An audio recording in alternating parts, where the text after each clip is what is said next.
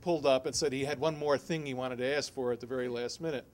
And at the very last minute, an expiration language was put in that's very unusual and I think unprecedented. It says, it basically, at the end of the tax cap law says that the tax cap shall remain in effect and it has an expiration date of a year from now, except that it shall remain in effect for, and what all that language means, by the way, is it shall remain in effect for as long as there are New York City rent control laws.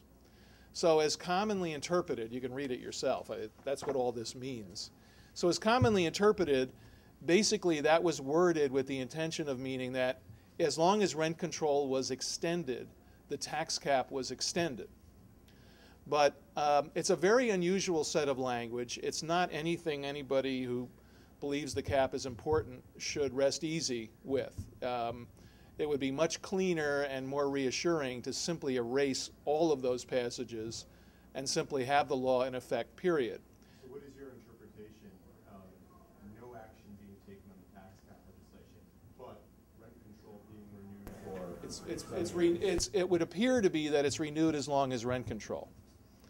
But that is not a satisfactory situation, I would say. Because let's say rent control is renewed for another 4 years. That would mean in 2020, as you know, when laws expire, it's a lot easier to simply let them expire or to bargain changes into them that many would feel are undesirable. A permanent law is much harder to change because it requires the initiative of all three parties.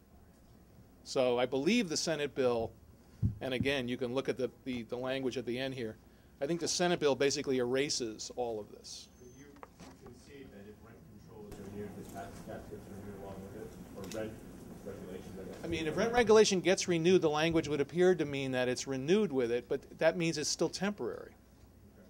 Okay. And again, there's an ambiguity in this. The wording is, the whole approach is, you know, I would say discomforting. It's any level of ambiguity in the language of a law is not a good thing, as anybody who's been around here can tell you.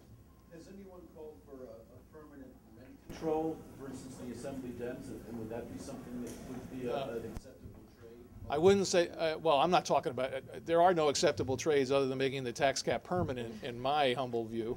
There is, I don't know enough about the rent control laws to comment, except that there's, in some cases in the city, there are some people in the city, tenant advocates, who've always wanted to have rent control become the city's own law again, for instance. Now, what would that do? What would happen if all the statutes incorporated by reference in the tax cap law suddenly didn't exist because there was a city it was controlled by the city administrative code? That would be another question. That's known as, the shorthand for that has been known as killing the Erstat law. Named after a man who is still alive, I'm happy to say, but a former aide to Governor Rockefeller. So that's the only wrinkle I know about. So, EJ, the opposition to this is coming from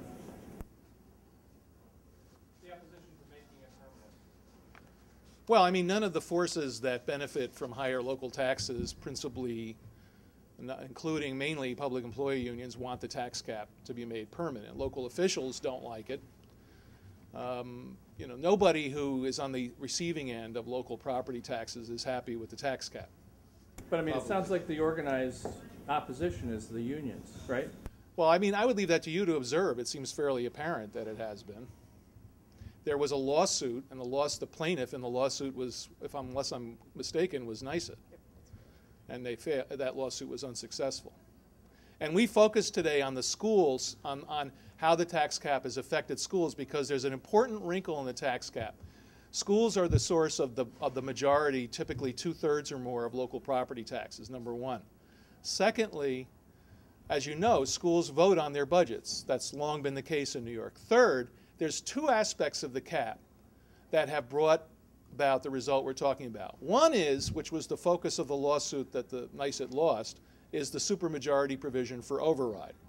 There's another very important provision that's been overlooked that makes this very important to local residents, which is the two strikes and you're out provision, if you will. A school board is limited to only one revote after a first vote of a budget that fails. Even a budget that does not go above the cap has to get approved by a simple majority. If you have a budget even under the cap that doesn't win approval in 2 tries, the taxes locally are frozen, absolutely frozen. And school boards obviously do not want to risk that situation. And I think that has been responsible, and in some ways perhaps even more responsible, this is speculation, than the override provision for the efforts school districts have made to stay well within the cap. So your 7.6 billion figure, to be clear, just schools? That's just schools. If growth was to be had bounced back to the historic level, and you might say, well, 6%, that's a lot. But remember, in recent times, which many of us here can remember, if you look at the bars on our bar chart that I showed before, it was well above 6% for much of the middle of the past decade, even when school aid was increasing significantly. Anyone else? Thank you all for being here. Thanks to NFIB and Unshackle and the Farm Bureau and the Empire Center. Thank you. If anyone doesn't have the release, a copy